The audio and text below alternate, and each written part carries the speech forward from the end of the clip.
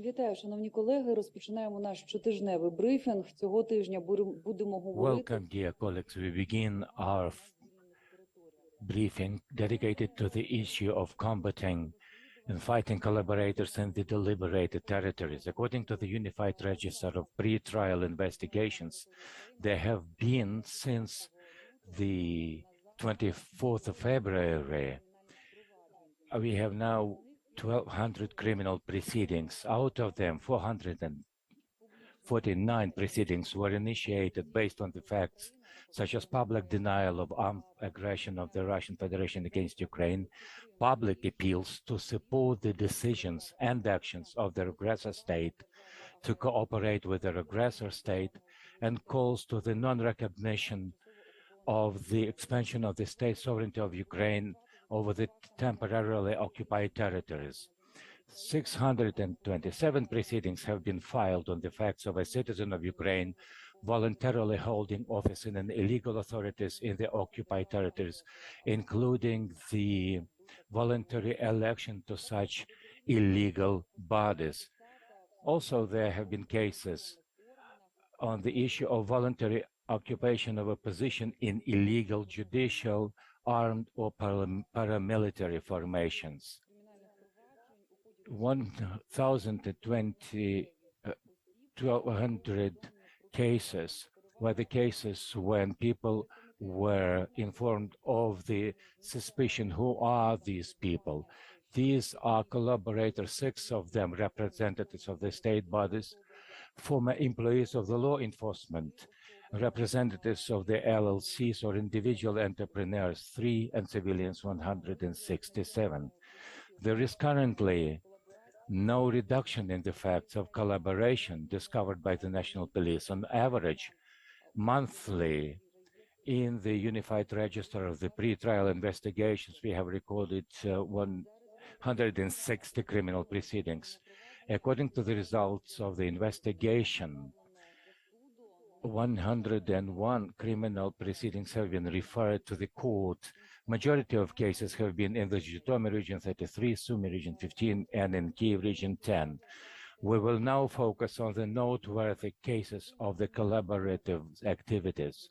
One of the cases took place in the Kyiv region, where, according to the investigators of the main investigative department, they have notified 2 citizens of Ukraine of suspicion who began to collaborate with the occupying forces. They received humanitarian aid from the aggressor, distributed it among the local population, and these men have also provided to the aggressors the documents from the village council and informed the occupying forces about the persons who took part in the joint forces operation or anti-terrorist operation.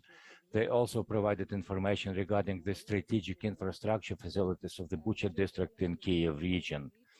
Another case was when investigators notified of suspicion a man who, acting intentionally by the prior conspiracy with a group of persons with the aim of facilitating the activities of the occupying authorities, gave voluntary consent to be appointed as the acting chief of the so-called police, People's Police of the city of Berdiansk in Zaporizhia region. The investigators have also notified of suspicion 2 citizens of Ukraine. They have been managers of the private enterprise. They have been collaborating with the enterprises who were either registered or worked in the territory of the Russian Federation or in the so-called Donetsk People's Republic, and they were generating profit and paid taxes in the amount of 1,300,000 Russian rubles.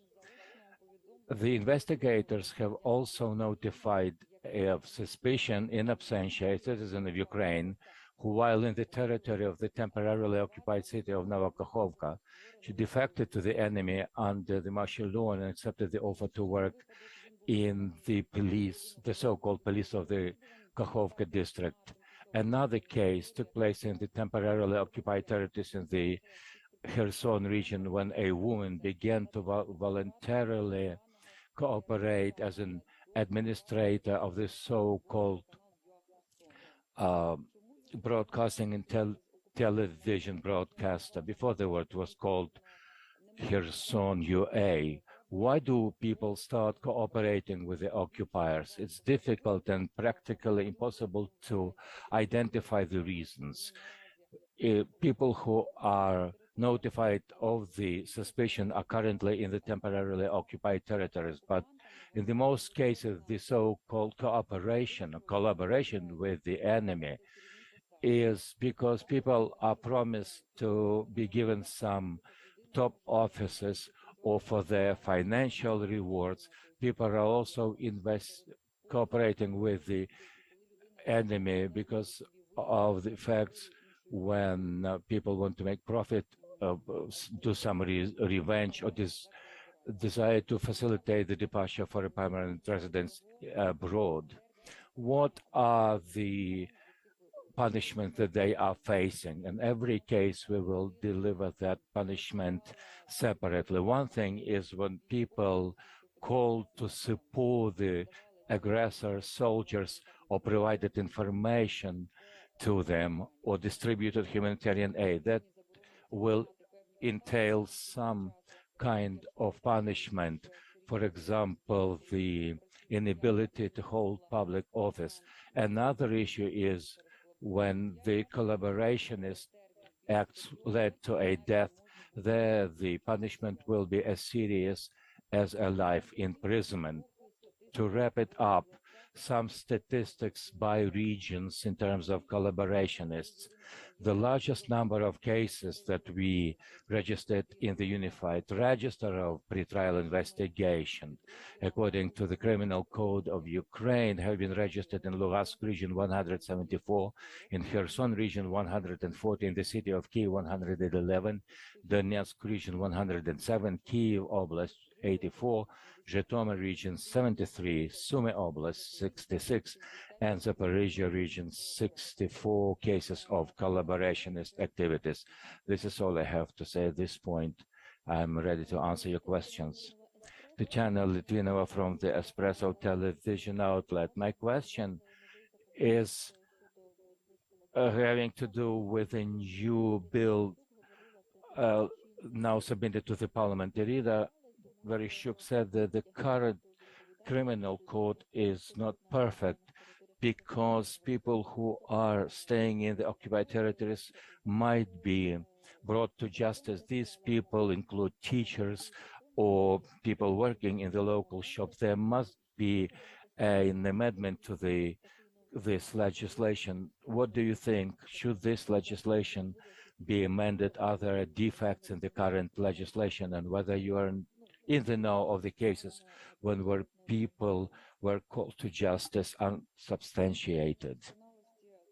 As for the defects of the Ukrainian legislation, every case, is separate. As for the collaborationist activities, as I mentioned, when you work in the shop or in a bank office, you will not be called under general umbrella as a collaborator. We know in the Kyiv region, a person who was sharing the information about the infrastructure there, of course, he will be notified of suspicion. If a person did not cooperate with the occupier force in the temporarily occupied territory working in a dressing saloon, for example, they will not be brought to justice.